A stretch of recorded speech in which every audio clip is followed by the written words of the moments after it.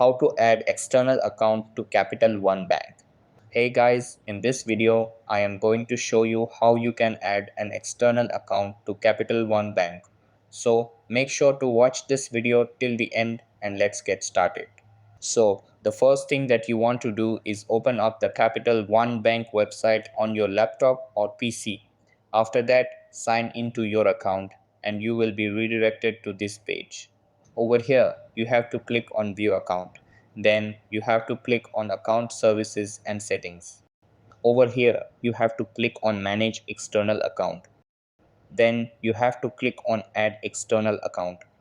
Now choose any of the following reason for adding external account and click on Choose. After that, it will ask you to choose verification method to verify your identity. Then just add your external account credentials and click on Add, and your account will be added. So that's how you can add external account to Capital One Bank. That's all for this video.